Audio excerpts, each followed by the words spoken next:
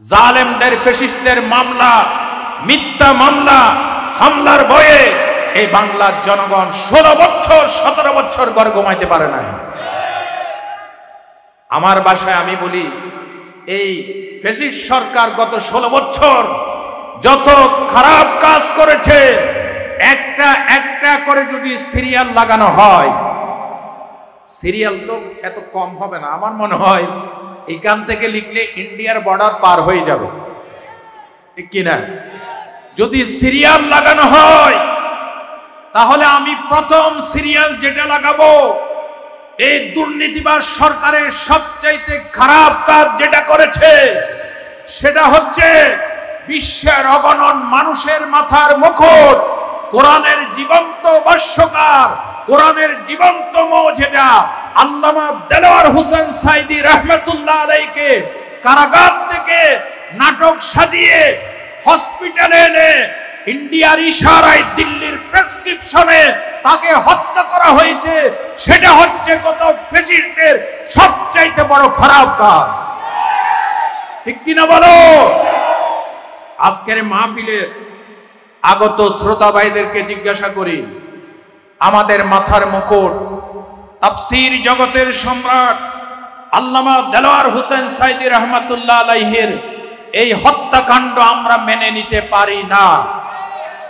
আমরা ইন্টেরিয়র গভর্নমেন্টের কাছে দাবি জানাচ্ছি, কার ইশারায়, কার প্রেসক্রিপশনে সেই বঙ্গবন্ধু মেমোরিয়াল হাসপাতালে কোন ডাক্তার ইনজেকশন পুশিং করেছে, তথ্য থিওরি সব আবিষ্কার করে আপনি অনতি বিলম্বে আল্লামা দেলোয়ার হোসেন সাঈদী রাহমাতুল্লাহ আলাইহির খুনিদেরকে ফাঁসি কাস্টে ঝুলাইয়ে দেন। আপনারা বিচার চান কিনা? কারা কারা বিচার চান দুহাত তুলে আল্লাহকে দেখায় দাও। সবাই চান কিনা? আল্লাহ কবুল করুন, বলেন আমিন। সেই সাথে বিএনপি, জামাত, জাতীয়, কে রাজা কে প্রজা, কে মনিব কে গোলাম, কে শাসক কে শাসিত, ইসলাম সমস্ত ভেদাভেদ দূর করে ইসলামের ভিত্তিতে সমস্ত মানুষদেরকে শান্তির মোহনায়, শান্তির ঠিকানায় নিয়ে আসছে। কথা ঠিক কিনা বলেন? আমরা সেই ইসলাম চাই কিনা? আমরা সেই ইসলাম চাই কিনা? আগামী নির্বাচনে এই ইন্টেরিয়র গভর্নমেন্টের তত্ত্বাবধানে ফ্রি অ্যান্ড ফেয়ার, স্বচ্ছ যে নির্বাচন হবে, সেই নির্বাচনে আমরা আল কোরআনকে পার্লামেন্টে আইনের মাকামে পৌঁছাতে চাই কিনা?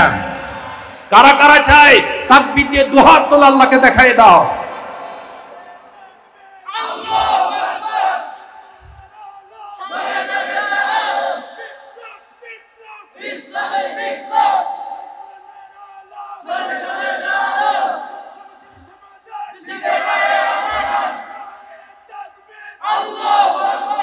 জোহরে ও ডুবে চিলে নিয়ে শত কাজ, হেলাই কেলাই গেল আসরের কাল, হেলাই কেলাই গেল আসরের কাল, মাগরিব পড়লে না নামাজের সাজ, মাগরিব পড়লে না নামাজের সাজ, ফজরের কন গেল পড়নি নামাজ, জোহরে ও ডুবে চিলে নিয়ে শত কাজ।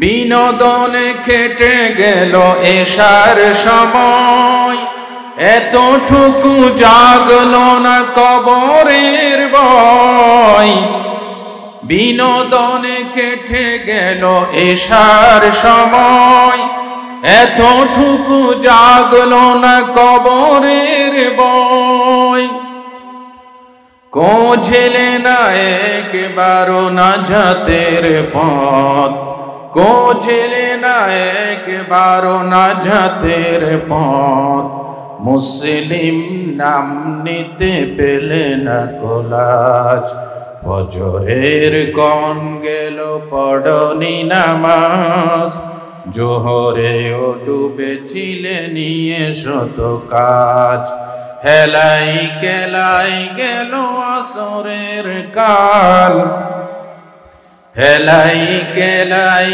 গেল আসরের কাল, মাগরিব পড়লে না নামাজের সাজ, ফজরের কোন গেল পড়নি নামাজ, জোহরে ও ডুবেছিলে নিয়ে শত কাজ।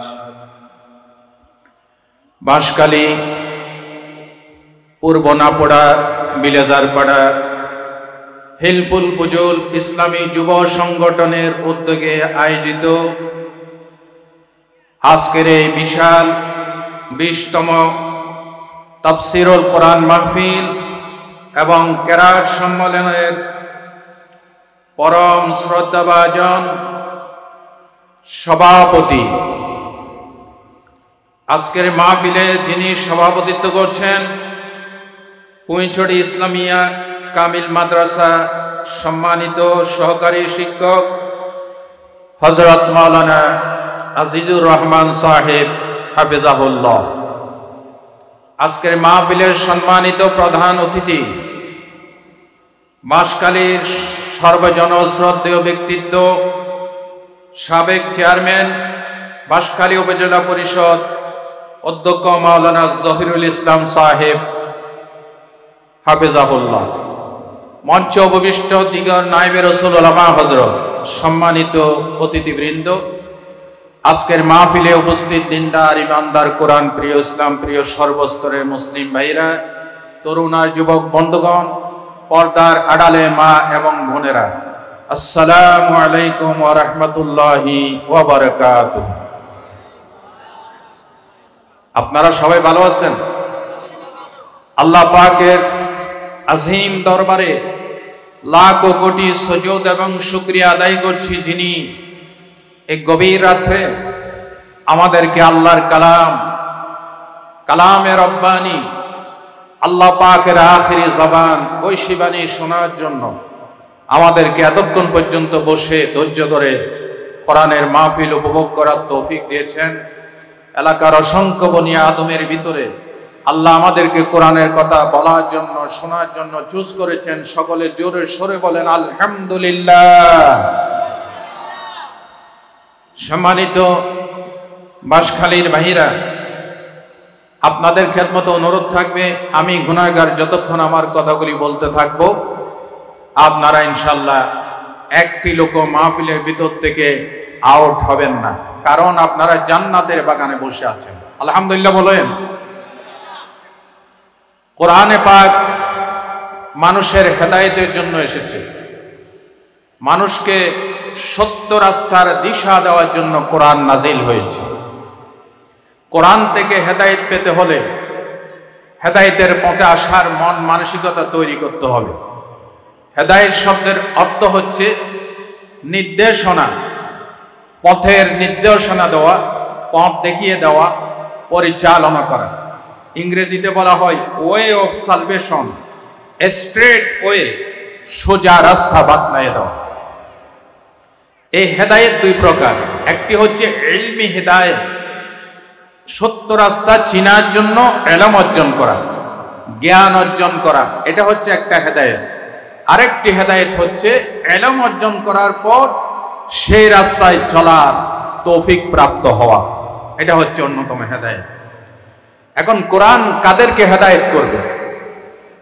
কোরআনের হেদায়েত পেতে হলে কয়েকটি শর্ত রয়েছে। এর প্রথম শর্ত হচ্ছে তাকওয়া।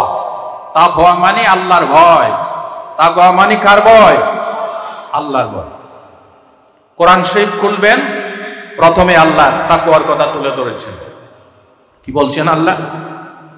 আল্লাহ রাব্বুল আলামিন বলেন, আলিফ লাম মিম যালিকাল কিতাবু লা রাইবা ফীহি হুদাল লিল মুত্তাকিন। রব্বুল আলামিন বলেন, এই সেই কিতাব যে কিতাবের ভিতরে কোনো সন্দেহ নাই, এই কিতাব হুদাল লিল মুত্তাকিন। আল্লাহ পাক বলছেন, এ গাইডেন্স ফর দি ম্যানকাইন্ড, গোটা মানব জাতির জন্য হেদায়েত। কিন্তু আল্লাহ এখানে হুদাল্লিস না বলে হুদাল্লিল মুত্তাকিন বলেছেন। শুধুমাত্র মুত্তাকিদেরকে কোরআন সত্য রাস্তা দেখায় দিবে। জোরে বলেন সুবহানাল্লাহ। তাফসীরে জালালাইনে হুদাল্লিল মুত্তাকিনের ব্যাখ্যায় লেখা হয়েছে, আই সাইরিনা ইলা তাকওয়া বিইমতিসালিল আওয়ামিরি ওয়া ইজতিনাবিন নাওয়াহি। যারা সত্য রাস্তা চলার জন্য নিজেদের মনকে তৈরি করে আল্লাহর আদেশ মানার জন্য, আল্লাহর নিষেধাজ্ঞা থেকে বাঁচার জন্য মনকে তৈরি করতে পারে, কোরআন কেবল তাদেরকে হেদায়েতের রাস্তা দেখায় দিবে। কথা ঠিক কিনা বলে? ভাই ও বন্ধুগণ, যারা আল্লাহকে ভয় করে না, কোরআন কখনো তাদেরকে হেদায়েত করবে না। রব্বুল আলামিন সূরা কফের ভিতরে বলেন, ফাযাক্কির বিল কুরআনি মান ইয়াখাফু ওয়াঈদ। ও নবী, আপনি এই কোরআন দিয়ে জিকির করেন, উপদেশ দেন। কাদেরকে? মান ইয়াখাফু ওয়াঈদ, যারা আমি আল্লাহর শাস্তিকে ভয় করে চলে। জোরে বলেন সুবহানাল্লাহ। যার ভিতরে আল্লাহর শাস্তির কোনো ভয় নাই, তাকে কোরআন কখনো হেদায়েত করবে না। হযরত আব্দুল্লাহ বিন আব্বাস রাদিয়াল্লাহু তাআলা আনহু তিনি বলেছেন, হেদায়েত তো তারাই পাবে যারা হেদায়েত চেনার পর হেদায়েত গ্রহণ না করলে কি শাস্তি হবে, হেদায়েত চেনার পর হেদায়েতের পথে না চললে কি শাস্তি হবে, এই শাস্তির ভয়ে সব সময় প্রকম্পিত থাকে। কোরআন কেবল তাদেরকে হেদায়েত করবে। যেরকম সুবহানাল্লাহ। আল্লাহ রাব্বুল আলামিন কোরআন নাযিল করেছেন হেদায়েতের জন্য, কিন্তু আল্লাহর ভয় যদি অন্তরে না থাকে, কোরআন তাকে হেদায়েত করবে না। দেখেন, হযরত ওমর ইবনুল খাত্তাব রাদিয়াল্লাহু তাআলা আনহু তিনি মসজিদে নববীতে দাঁড়িয়ে আছেন। ঠিক সেই সময় মসজিদে নববীতে এক আগন্তুক আসলো, গ্রাম্য লোক, বেদুইন। এসে বললেন, আমিরুল মুমিনিন, আমি মুসলমান হয়ে গিয়েছি। জোরে বলেন সুবহানাল্লাহ। হযরত ওমর বললেন, তুমি কিভাবে মুসলমান হলে? বলে, আমি এক কয়েদির মুখে, জেলখানার ভিতরে এক কয়েদির মুখে কোরআনের একটা আয়াত শুনে মুসলমান হয়ে গিয়েছি। বলে, কি আয়াত? তখন ওই নতুন মুসলমান গ্রাম্য লোকটি পড়লেন সূরা নূরের 52 নম্বর আয়াতটি। ওই গ্রাম্য লোকটি তেলাওয়াত করলেন। আল্লাহ তাআলা বলেন, অমাইয়ুতিল্লাহা ওয়া রাসূলাহু ওয়া ইয়াখশাল্লাহা ওয়া ইয়াত্তাকি ফাউলাইকা হুমুল ফাইজুন। বলেন আল্লাহু আকবার। রব্বুল আলামিন বলেন, যে ব্যক্তি আল্লাহর আনুগত্য করবে, নবীর আনুগত্য করবে, আর অতীত জীবনের গুনাহ সম্পর্কে আল্লাহকে ভয় করে চলবে, ভবিষ্যৎ জীবনের গুনাহ থেকে বাঁচবে, এই চারটা কোয়ালিটি যাদের ভিতরে থাকবে, আল্লাহ তাআলা বলেন তারাই চূড়ান্তভাবে সফল কাম হয়ে যাবে। আল্লাহু আকবার বলেন। ওই নতুন মুসলমান বেদুইন লোকটি এই আয়াতের অভিনব একটি নতুন ব্যাখ্যা দিল। তিনি বললেন, আমিরুল মুমিনিন, এই আয়াত থেকে আমি কি বুঝেছি শুনেন। আল্লাহ বলেছেন, আমাইয়ুতিল্লাহ, যারা আল্লাহর ইতাআত করবে, আল্লাহর আনুগত্য করবে, বিল ফরাইজ, ফরজ আদায়ের সাথে, ফরজ আদায় করে আল্লাহর আনুগত্য করবে, ওয়া রাসূলিহি, আল্লাহর রাসূলের ইতাআত করবে সুন্নতের সাথে, বিসুন্নতিহি, আল্লাহ রাসূলের সুন্নত আদায় করে রাসূলের ইতাআত করবে, আর ওয়ায়াখশাল্লাহ, অতীত জীবনের গুনাহ সম্পর্কে আল্লাহর কাছে মাফ চাইবে, ভয় করবে, ওয়ায়াত্তাকি, ভবিষ্যতের জীবনের গুনাহ সম্পর্কে আল্লাহকে ভয় করবে। এই চারটা কোয়ালিটি যার ভিতর থাকবে, সেই ব্যক্তি হেদায়েত পাবে। জোরে বলেন সুবহানাল্লাহ। আল্লাহর ভয়, কার ভয়? আল্লাহর ভয়। আল্লাহর ভয় যদি অন্তঃকরণে থাকে, সে কখনো গুনাহ করতে পারে না। ঠিক কিনা বলো? গত 16 বছর স্বৈরাচার জালেম ফ্যাসিস্টরা বাংলাদেশের বিভিন্ন পদে যারা দুর্নীতি করেছে, জুলুম করেছে, শোষণ করেছে, বলেন তাদের ভিতরে আল্লাহর ভয় ছিল? ছিল না। যদি আল্লাহর ভয় থাকতো কখনো বাংলাদেশের টাকা বিদেশে পাচার করতে পারত? গত ফ্যাসিস্টদের 16-17 বছরের আমলে প্রথম আলো রিপোর্ট অনুযায়ী 3.25 লক্ষ কোটি টাকা এই ফ্যাসিস্টরা, দুর্নীতিবাজরা বাংলাদেশ থেকে পাচার করেছে। ঠিক কিনা বলো? কারণ তাদের ভিতর কার ভয় ছিল না? কার ভয়? তোমার বুকে রাখো আল্লাহরই ভয়, আসবে না কোনদিন কোনো পরাজয়। তোমার বুকে রাখো আল্লাহরই ভয়, আসবে না কোনদিন কোনো পরাজয়। হালাল হারাম জেনে, সরল সত্য মেনে, নিষিদ্ধ সব ছেড়ে উঠুক জীবন ভেড়ে, যাবে তুমি জান্নাতে যা ছিল স্বপ্নময়। তোমার বুকে রাখো আল্লাহরই ভয়, আসবে না কোনদিন কোনো পরাজয়। ঠিক না বেটি? ভাই ও বন্ধুগণ, যারা দেশের পদে পদে অধিষ্ঠিত থাকবে তারা যদি কোরআনওয়ালা, ইসলামওয়ালা হয়, তারা যদি আল্লাহকে ভয়কারী হয়, গোটা দেশে উন্নয়নে সয়লাভ হয়ে যাবে। কথা ঠিক কিনা বলেন? রব্বুল আলামিন কোরআন শরীফে সূরাতুল আরাফে 96 নম্বর আয়াতে বলেন, ওয়ালাউ আন্না আহলাল কুরআ আমানু ওয়াত্তাকাউ লাফাতাহনা আলাইহিম বারাকাতিম মিনাস সামাই ওয়াল আরদ। রব্বুল আলামিন বলেন, দেশের লোকেরা, জনপদের লোকেরা যদি আমি আল্লাহর উপর ঈমান আনে আর আমি আল্লাহকে ভয় করার নীতি অবলম্বন করে চলে, আল্লাহ পাক বলেন ওই দেশের মানুষের জন্য আসমান আর জমিনের বরকতের সব দরজা আমি আল্লাহ খুলে দেব। আল্লাহু আকবার বলেন।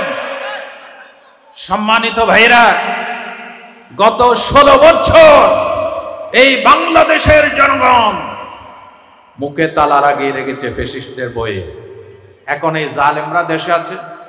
আস্তে কন কেন, বাঁশখালীর মানুষ তো ইসলাম প্রিয় মানুষ। এই ফ্যাসিস্ট, এই জালেমরা কি এখন দেশে আছে নাকি পালিয়ে গেছে? কেউ কয় আমাদের আফা আবার আসবো। আফা নাকি আবার আসবো? হ্যাঁ, এদিক থেকে কলকে আফা আপনি কই? আমি তো ইন্ডিয়ার বর্ডারের কাছে আছি, বাংলাদেশের বর্ডারের কাছে। হুট করে ঢুকে পড়ো। ঠিক কিনা? আমি বলি পৃথিবীর কোন স্বৈরাচার পালিয়ে যাওয়ার পর আর ফিরে আসে নাই। নমরুদ ফিরে আসে নাই, ফেরাউন ফিরে আসে নাই, সাদ্দাত ফিরে আসে নাই। ইনশাআল্লাহ 16 বছরের ফেটির দুর্নীতিবাজ, এই দেশের লুটেরা হাসিনা এবং তার দোসররা এই দেশে আর ফিরে আসবে না। তবে যদি আসে, ফাঁসির দড়ি কিন্তু প্রস্তুত আছে। ঠিক কিনা বলো? আপনারা কি গত 16 বছরের মতো দুর্নীতিবাজদের শাসন চান নাকি কোরআন সুন্নাহর শাসন চান? কোরআন সুন্নাহর শাসন যারা চান, তাকবীর দিয়ে দুহাত তুলে আল্লাহকে দেখায় দাও।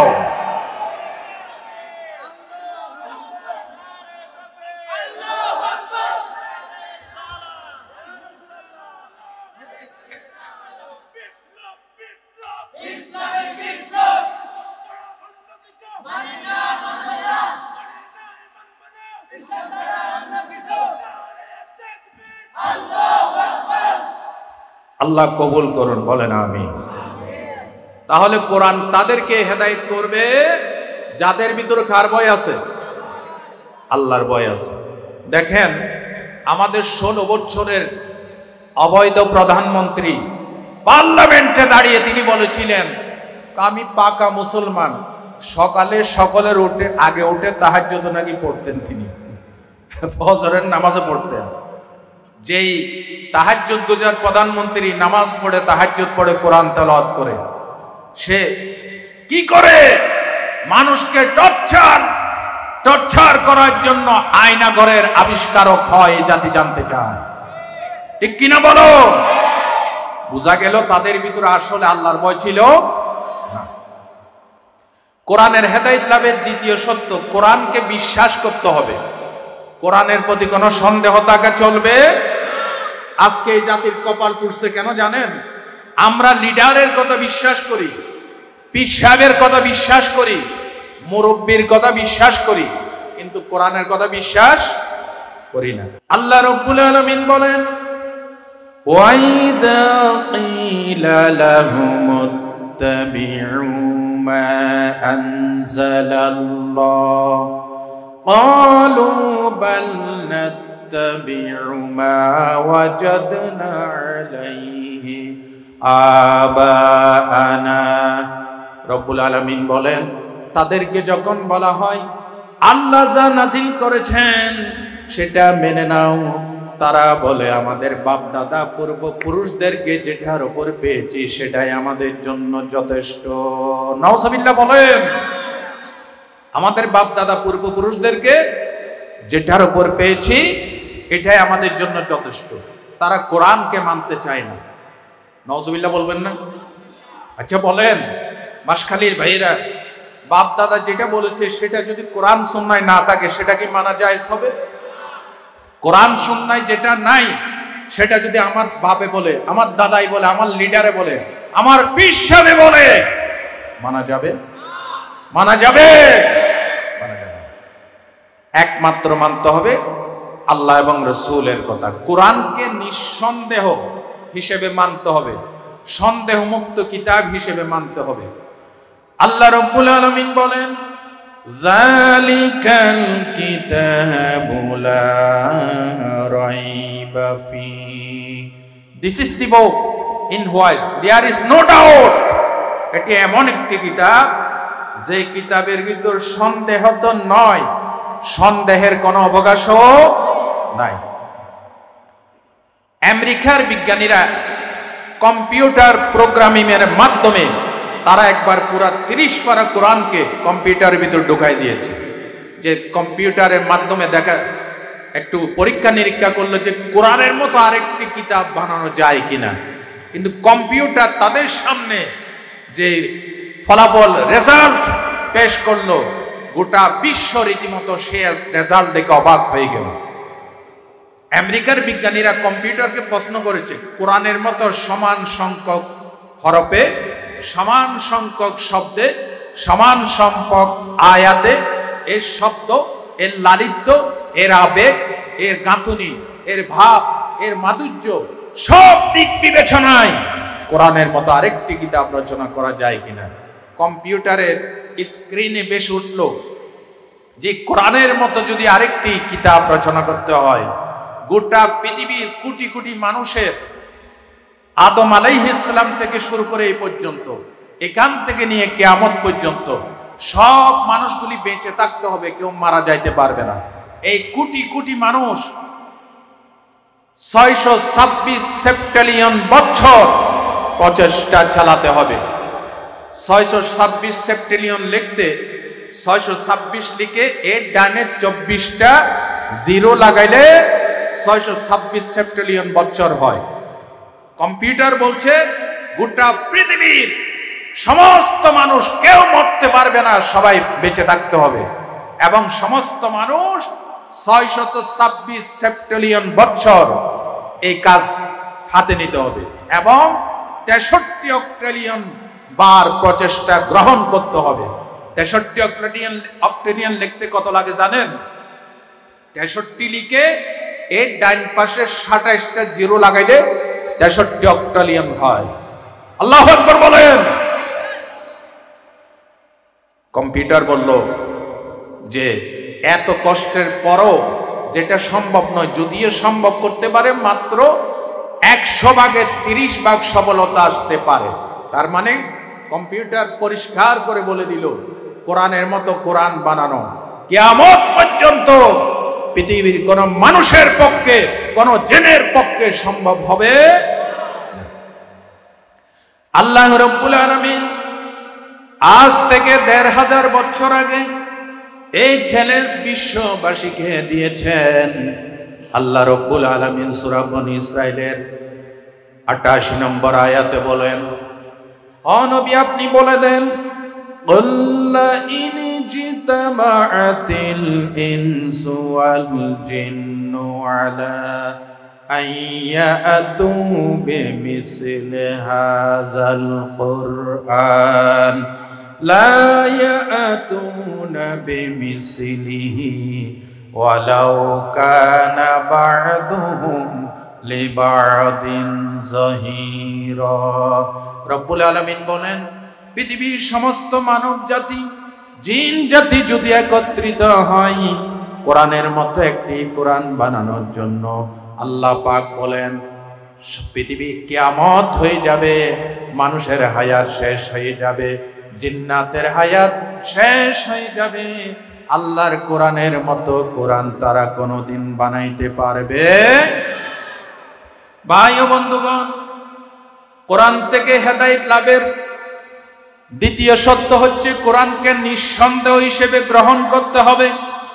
যারা মনে করে কোরআনে ভুল আছে, কোরআন দিয়ে এই বর্তমান সমাজ চলতে পারে না, মডার্ন যুগ চলতে পারে না, ১৫০০ বছর আগের পুরানো কিতাব দিয়ে, আল্লাহর কসম যাদের অন্তরে এই ধারণায় চিন্তা আছে, কোরআন তাদেরকে কখনো হেদায়েত করবে। ৩ নম্বর সত্য হলো কোরআন জানার জন্য আগ্রহ থাকতে হবে, উৎসাহ উদ্দীপনা থাকতে হবে, তাহলে কোরআন তাকে হেদায়েত করবে। আল্লাহ রাব্বুল আলামিন কোরআন শরীফের ভিতরে সূরা আজ-জুমারের ভিতরে বলছেন, ওয়া আনাবু ইলাল্লাহি লাহুমুল বুশরা ফাবাশশির ইবাদ আল্লাযীনা ইয়াসতামিউনাল কাওলা ফায়াত্তাবিউনা আহসানা উলাইকাল্লাযীনা হাদাহুমুল্লাহ। জোরে সরে বলেন আল্লাহু আকবার।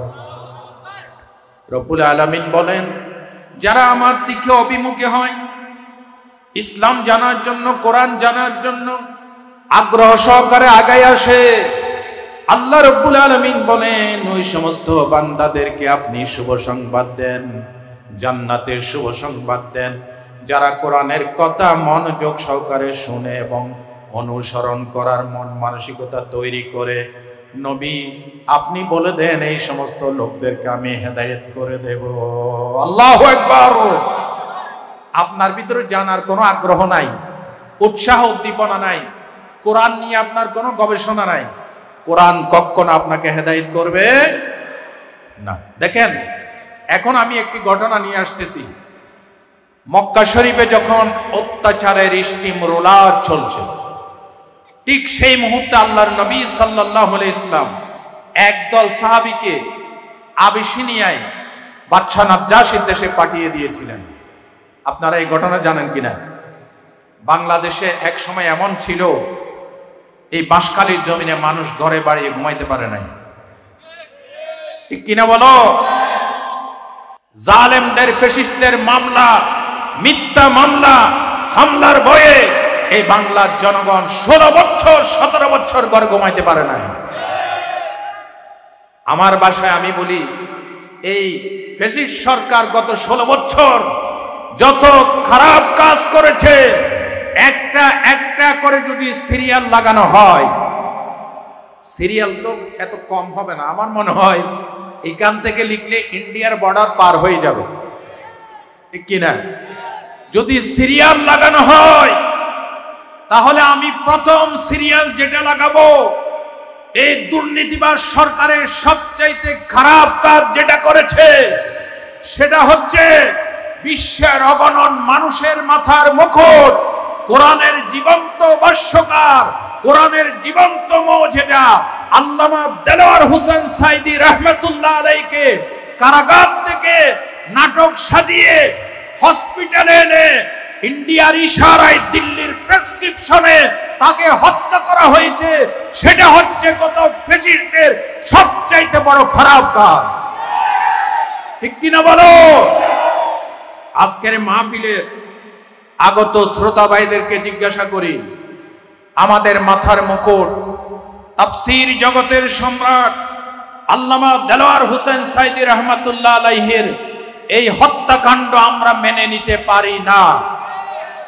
আমরা ইন্টেরিয়র গভর্নমেন্টের কাছে দাবি জানাচ্ছি, কার ইশারায়, কার প্রেসক্রিপশনে সেই বঙ্গবন্ধু মেমোরিয়াল হাসপাতালে কোন ডাক্তার ইনজেকশন পুশিং করেছে, তথ্য থিওরি সব আবিষ্কার করে আপনি অনন্তি বিলম্বে আল্লামা দেলোয়ার হোসেন সাইদী রহমাতুল্লাহ আলাইহির খুনিদেরকে ফাঁসি কাস্টে ঝুলাইয়ে দেন। আপনারা বিচার চান কিনা? কারা কারা বিচার চান দুহাত তুলে আল্লাহকে দেখায় দাও। সবাই চান কিনা? আল্লাহ কবুল করুন, বলেন আমিন। সেই সাথে বিএনপি, জামাত, জাতীয় চরমনায় শশিনা হেফাজতে যত নিরপরাধ নেতা কর্মীদেরকে, আলেম ওলামাদেরকে রিমান্ডে নিয়ে নির্যাতন করেছে, হত্যা করেছে, সমস্ত নির্বিচারে হত্যাকাণ্ডের বিচার আমরা দাবি করছি। ঠিক কিনা? সম্মানিত ভাইরা, কোরআন থেকে জানার আগ্রহ থাকতে হবে। দেখেন, বাদশাহ নাজ্জাশীর দরবারে আল্লাহ রাসূল সাল্লাল্লাহু আলাইহি ওয়াসাল্লাম জাফর বিন আবি তালিবের নেতৃত্বে একদল সাহাবায়ে কিরামদেরকে পাঠিয়ে দেন। তারা সেখানে যাওয়ার পর মক্কা শরীফে কাফের লিডারদের কাছে, মুশরিকদের কাছে যখন খবর হলো যে আমাদের দেশ থেকে মুহাম্মদের অনুসারী কিছু আবিসিনিয়ায় পালিয়ে গেছে, তখন এই কাফের মুশরিকেরা তাদেরকে ফেরত আনার জন্য দুইজন মুনাফিক লিডারকে পাঠিয়ে দিল আবিসিনিয়ায়। আবিসিনিয়ায় গিয়ে তারা পাদ্রীদেরকে, বাদশাহ নাজ্জাশীর দরবারের মন্ত্রী পাদ্রীদেরকে ম্যানেজ করে কিছু উপটকন হাদিয়া তোহফা দিয়ে তাদেরকে ফুসলাইয়া বুঝাইলো যে এরা ধর্মদ্রোহী, এরা বাপদাদা ধর্ম ত্যাগ করে নতুন ধর্মের আবিষ্কার করেছে, এদেরকে তোমাদের বাদশাকে অনুরোধ করে আমাদের হাতে ফিরিয়ে দাও। নওজুবিল্লাহ বলেন। বাদশাহ নাজ্জাশীর দরবারে গেল তারা। বাদশাহ নাজ্জাশী বলল, ঠিক আছে, এক পক্ষের কথা শুনে আমি কোনো বিচার করতে পারবো না। জাফর বিন আবি তালেব এবং ওই হিজরতকারী মুসলমানদেরকে বাদশাহ নাজ্জাশী ডেকে নিয়ে আসলেন। আনার পর বললেন, তোমরা নাকি নতুন ধর্মের আবিষ্কার করেছো? বলে, হ্যাঁ, আমরা নতুন ধর্মের আবিষ্কার করেছি। যেটা শুনেছেন আসলে কথাটা এরকম নয় বাদশাহ। আমরা মূর্তি পূজা করতাম, গাছ পূজা করতাম, সূর্য পূজা করতাম। আমাদের গোত্রে গোত্রে দ্বন্দ্ব ছিল, হানাহানি ছিল, মারামারি ছিল। আমাদের ভিতরে জাহেলিয়াতের অন্ধকার ছিল। আমাদের ভিতরে নারী জাতির কোনো সম্মান ছিল না। আল্লাহ রাসূল মুহাম্মদ বলেন না সাল্লাল্লাহু আলাইহি ওয়াসাল্লাম আসলেন, তিনি আমাদেরকে সত্য রাস্তার দিশা দিলেন। তিনি একটি ধর্ম দিলেন, সেই ধর্মের নাম হচ্ছে ইসলাম। সেই ধর্মের নাম কি? ইসলাম। বাদশাহ নাজ্জাশী বললেন, তোমাদের যে ধর্মগ্রন্থ, ওই ধর্মগ্রন্থের নাম কি? বলে, ওই ধর্মগ্রন্থের নাম হচ্ছে কোরআনে হাকিম। বাদশাহ বললেন, ওই কোরআন থেকে আমাকে কিছু তেলাওয়াত করে শোনাও। হযরতে জাফর বিন আবি তালিব কোরআন শরীফের সূরাতুল মরিয়মের প্রথম থেকে শুরু করে 13 আয়াত পর্যন্ত যখন তেলাওয়াত করলেন, যেখানে হযরত ঈসা আলাইহিস সালামের কথা আছে, যেখানে হযরতে জাকারিয়া আলাইহিস সালামের কথা আছে, যেখানে হযরতে মরিয়ম আলাইহিস সালামের কথা আছে, এই কথাগুলি যখন শুনলেন বাদশাহ নাজ্জাশী বুঝার জন্য তিনি চেষ্টা করতেছেন কোরআন কি বলে। জোরে বলেন সুবহানাল্লাহ। এক পর্যায়ে তেলাওয়াত শুনতে শুনতে বাদশাহ নাজ্জাশী চোখ দিয়ে টপ টপ করে ঝর্ণার মতো পানিগুলি টপ টপ করে ঝরে পড়ছে। তার মন্ত্রীদের যারা ছিল, মন্ত্রীদের চোখের পানি টপ টপ করে ঝরে পড়ছে। পানির ফোঁটায় তাদের ধর্মগ্রন্থগুলি ভিজে একাকার হয়ে গেল। সুবহানাল্লাহ বলেন। আল্লাহ রাব্বুল আলামিন বাদশাহ নাজ্জাশীর এই চোখের পানি দেখে এত খুশি হইলেন, আল্লাহ রাব্বুল আলামিন কোরআনের আয়াত নাজিল করে প্রশংসা করলেন। সূরা আল মায়েদা আল্লাহ তাআলা বলেন, ওয়াইদা সামিউ মা উনজিলা ইলার রাসূল তারা আ'য়ুনাহুম মিনাদ দামি মিম্মা আরাফু মিনাল হক। আল্লাহু আকবার বলেন। রব্বুল আলামিন বলেন, ও নবী, এই কোরআন যখন তারা শুনে, যারা কোরআন বুঝে, কোরআনের অর্থ অনুধাবন করে, কোরআন বুঝতে পেরে তাদের চোখ দিয়ে টপ টপ করে ঝর্ণার মতো পানিগুলি জোরে পড়তে থাকে। জোরে বলেন সুবহানাল্লাহ।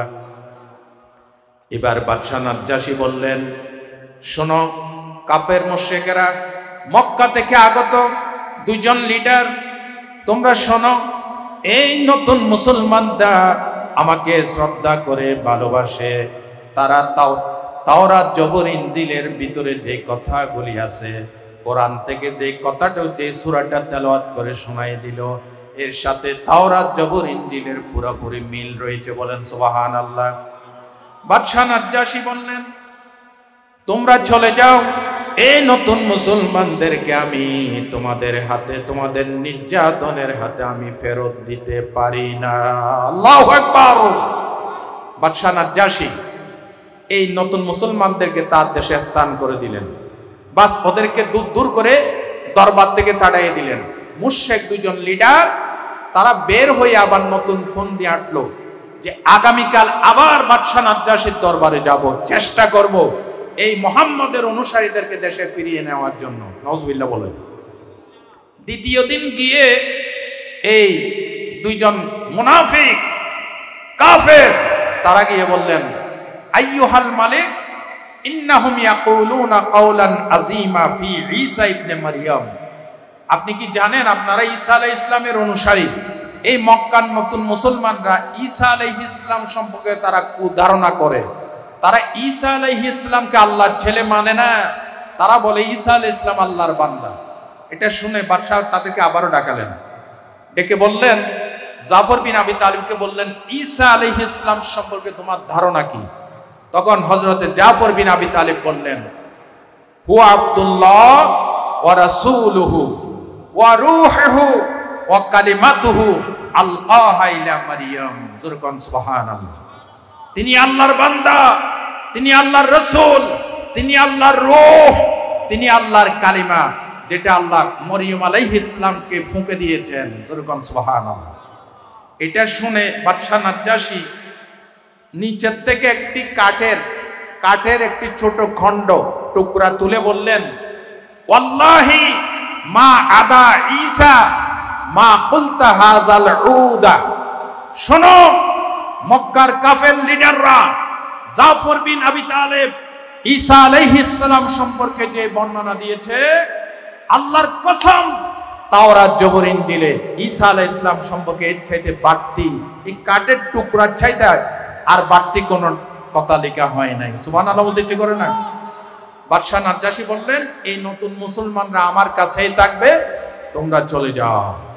পরবর্তীতে বাদশা নাজ্জাশী কোরআন জানার আগ্রহ, ইসলাম জানার আগ্রহের কারণে সে মুসলমান হয়ে গেল এবং 9ম হিজরিতে তার ইন্তেকাল হয়ে গেল। বুখারী শরীফের হাদিসে এই ঘটনাগুলি আছে। আল্লাহর নবী আবিসিনিয়ায় বাদশা নাজ্জাশীর ইন্তেকালের সংবাদ পেয়ে সাহাবায়ে কিরামদেরকে নিয়ে তিনি জানাজার নামাজ আদায় করেছেন। সুবহানাল্লাহ বলেন। আমি এতদিন নিয়ে আসলাম কি জন্য? কারণ হচ্ছে কোরআন থেকে জানার আগ্রহ থাকলে কোরআন আপনাকে হেদায়েত করবে, আর না হয় হেদায়েত করবে। এই জন্য আল্লাহ রাব্বুল আলামিন বলেন, কোরআন নিয়ে গবেষণা করো। আফালা ইয়াতাদাব্বারুনাল কুরআন ওয়ালাউ কানা মিন ইনদি গায়রিল্লাহ লাওয়াজাদু ফীহি ইখতিলাফান কাসীরা। রব্বুল আলামিন বলেন, তারা কি কোরআন নিয়ে চিন্তা করে না, গবেষণা করে না? এই কোরআন যদি আল্লাহ ছাড়া কারো কাছ থেকে নাজিল হতো, কোরআনের ভিতরে তারা অসঙ্গতি দেখতে পেত, বেমিল দেখতে পেত। আপনারা বাসকালীর ভাইরা বলেন তো দেখি, কোরআনে কোনো গরমিল আসেনি? কোন মিথ্যা কথা আছে? অযৌক্তিক কোন কথা আছে? কোরআন যদি বুঝি, কোরআন যদি বুঝার চেষ্টা করি, এই কোরআন আমাকে আলোর রাস্তা দেখাই দিবে। মানব জীবনের প্রত্যেকটি কথা কাজের সমস্যার সমাধান কোরআনে আছে না নাই? আরো যেরকম আছে না নাই? আপনারা যদি বলেন আমার জীবনে অনেক কষ্ট, আমার কষ্ট কে গুছাবে? কোরআন জবাব দিয়ে দেয়। কোরআন বলছে ইন্না মা'আল উসরি ইউসরা, নিশ্চয়ই কষ্টের পর সুখ আছে, সুখের পর দুঃখ আছে। কষ্টের পর কি আছে? সুখ আছে। কোরআন জানাই দেয় মুমিনের কষ্ট কখনো চিরস্থায়ী হয়। কেউ যদি প্রশ্ন করে আমি ব্যর্থ হয়ে গেছি, আমার জীবন শেষ, কোরআন তাকে হতাশার ভিতরে আলো জ্বালিয়ে দেয়। কোরআন বলে কদ আফলাহাল মুমিনুন, দি বিলিভার্স মাস্ট এন্ট্রো।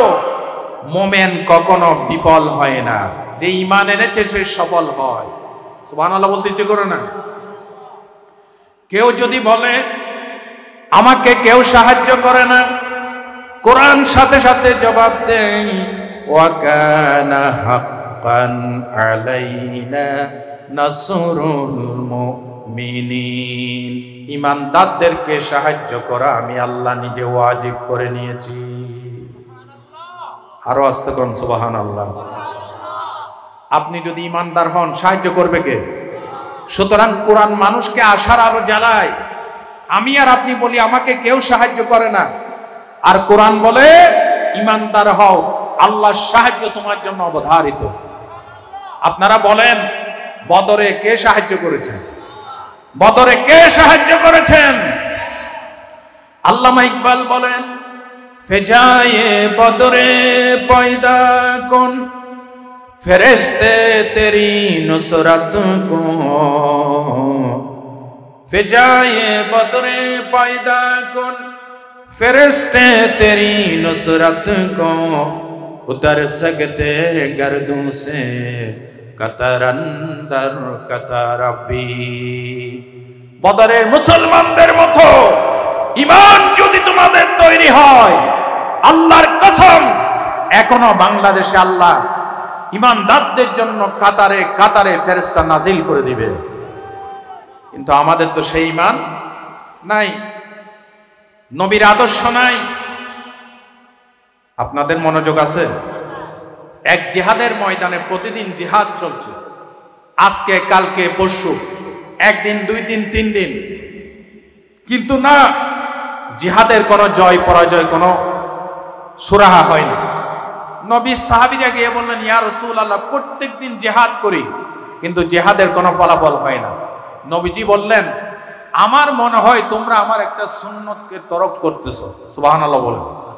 বলে ইয়া রাসূলুল্লাহ বুঝি নাই। আগামীকাল তোমরা জিহাদের ময়দানে ঝাঁপিয়ে পড়ার আগে সবাই লাইন করে দাঁড়িয়ে মেসওয়াক করবে। সুবহানাল্লাহ বলেন। লাইন করে দাঁড়িয়ে কি করবে? মেসওয়াক করবে। ঠিক নবীর কথা অনুযায়ী পরবর্তী দিন সকালে সবাই দাঁড়িয়ে লাইন করে মেসওয়াক করতেছে, আর ওইদিকে কাফের সেনাপতি কয়েকজনকে পাঠিয়ে দিয়েছে, দেখে আসো তো মুসলমানরা কি করে। মুসলমানরা এদিকে মেসওয়াক করতেছে, আর ওদিকে কাফেররা তাকায় দেখতেছে সর্বনাশ, মুসলমানরা দাঁড়িয়ে বড় বড় গাছ খেয়ে বলতেছে গাছ গাছ। সুবহানাল্লাহ বলতে ইচ্ছে করে না? কাফের সৈন্য এটা দেখে যে দৌড়ায় গিয়া বলতেছে সেনাপতি সেনাপতি জলদি এখান থেকে পালান। আমি নিজের চোখে দেখেছি মুসলমানরা এখানে দাঁড়িয়ে বিশাল বিশাল গাছ খেয়ে ফেলতেছে, আমাদেরকে মশার মতো গিলে ফেলবে। সুবহানাল্লাহ বলেন। আল্লাহ বলেন ছিল মেসওয়াক, কাফেরদের চোখে আমি বিশাল বিশাল গাছ বানাই দেখাইছি। সাহায্য করছে কে? সুতরাং আল্লাহর সাহায্য পেতে হলে কোরআনের কাছে আসতে হবে, ঈমানদার হতে হবে। ঠিক কিনা বলেন? আমাদের ভিতরে অনেকে বলে আমার সাথে কেউ নাই, আমি ধ্বংস হয়ে গেলাম। কোরআন তাকে আশার আলো জ্বালাই। কোরআন বলতেছে ক্বালা লা তাখাফা ইন্নানি মা'কুমা আসমা'ু ওয়া আরা। হযরত মূসা এবং হারুন আলাইহিস সালাম যখন ফেরাউনের কাছে গিয়েছিলেন, তখন আল্লাহ এই আয়াতটা নাযিল করেছেন, তোমরা দুজনে ভয় পেও না, নিশ্চয় আমি তোমাদের সাথে আছি, আমি শুনি এবং আমি দেখি। জোরে বলেন সুবহানাল্লাহ।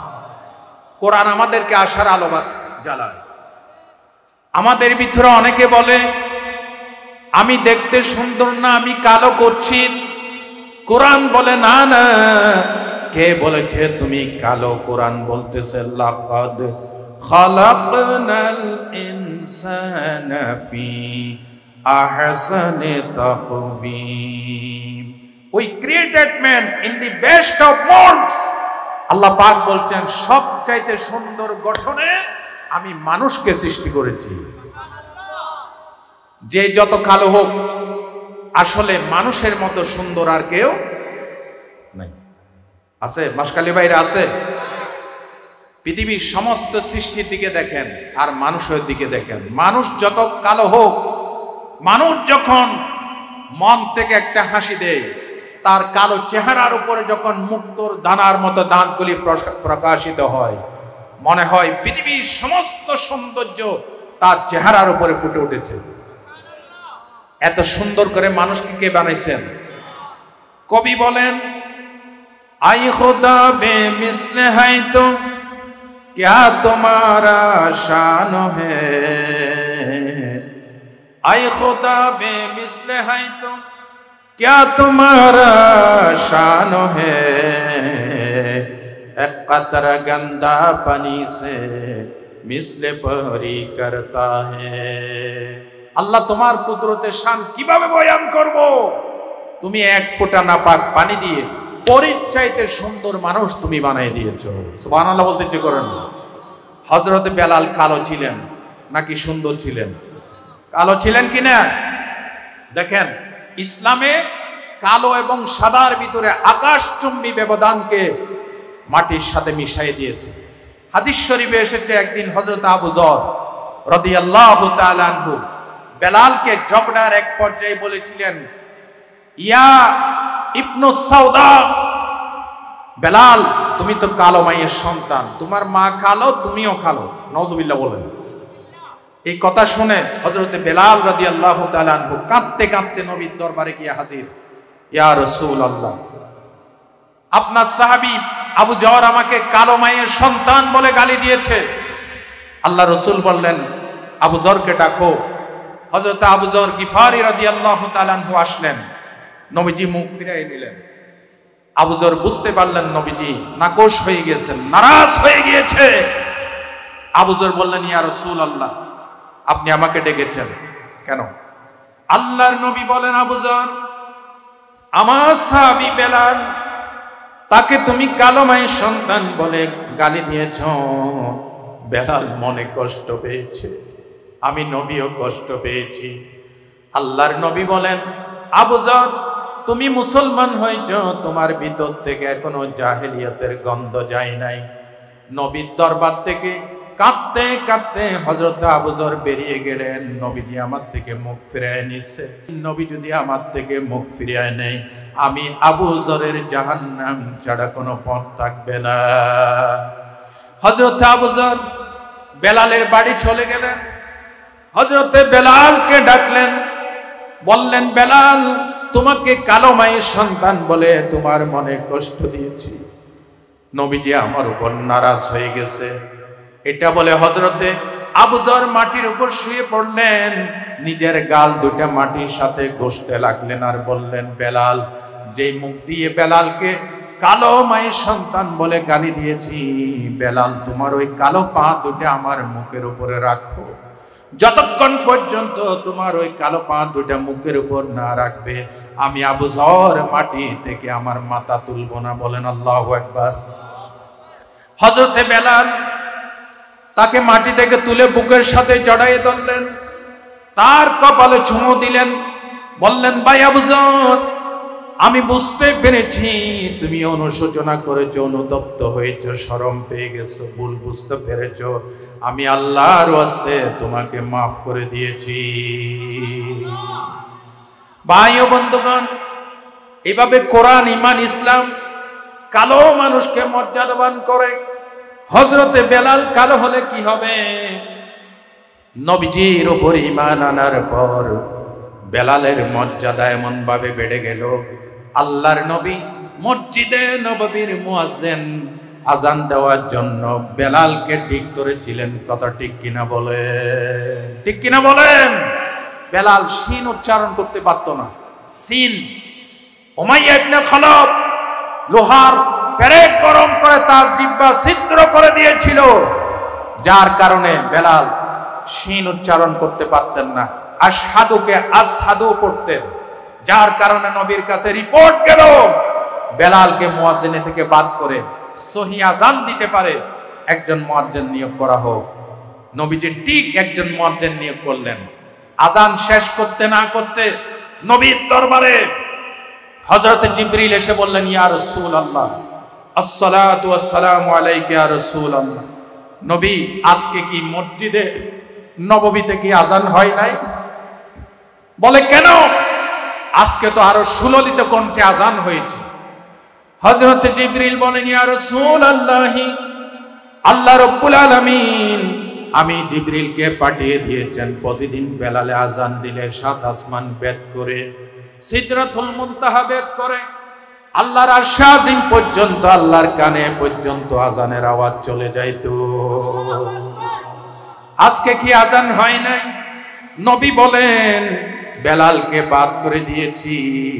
হযরতে জিবরিল বলেন, আল্লাহ বলে দিয়েছেন বেলালকে বাদ দেওয়া যাবে না, বেলালকে আজান দেওয়ার জন্য আবার আপনি নিয়োগ করে দেন। আল্লাহু আকবার।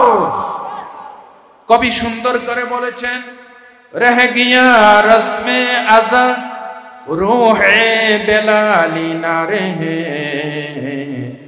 ফলসফা রহ গই তালকিনে গজালি না রহে। আজকে অনেক আজান আছে, কিন্তু বেলালের সে আজান নাই। আছে? আছে? জোরে বলেন, আছে? আজও সেই কোরআন আছে, হাদিস আছে, সেই ঈমান আর মানুষ নেই, সে আবু বকর, ওমর, আলী, হায়দার, উসমান নেই। আজানের রসম আছে আগের মতোই, বেলালের সেই রূহ নেই, বেলালের সেই রূহ নেই। ঠিক না বেটি? সুতরাং বেলাল কালো হতে পারে, বেলালের ভিতর কোরআনের প্রেম ছিল, বেলালের ভিতর নবী প্রেম ছিল, বেলাল কোরআন বুঝেছিল, বেলাল ইসলাম বুঝেছিল, যার কারণে বেলালের দাম বাড়ছে। ইসলামে সাদা কালো, ধনী গরিব, কে রাজা কে প্রজা, কে মুনিব কে গোলাম, কে শাসক কে শাসিত, ইসলাম সমস্ত ভেদাভেদ দূর করে ইসলামের ভিত্তিতে সমস্ত মানুষদেরকে শান্তির মোহনায়, শান্তির ঠিকানায় নিয়ে আসছে। কথা ঠিক কিনা বলেন? আমরা সেই ইসলাম চাই কিনা? আমরা সেই ইসলাম চাই কিনা? আগামী নির্বাচনে এই ইন্টেরিয়র গভর্নমেন্টের তত্ত্বাবধানে ফ্রি অ্যান্ড ফেয়ার, স্বচ্ছ যে নির্বাচন হবে, সেই নির্বাচনে আমরা আল কোরআনকে পার্লামেন্টে আইনের মাকামে পৌঁছাতে চাই কিনা? কারা কারা চাই? তাকবীর দিয়ে দুহাত তোলা, আল্লাহকে দেখাই দাও।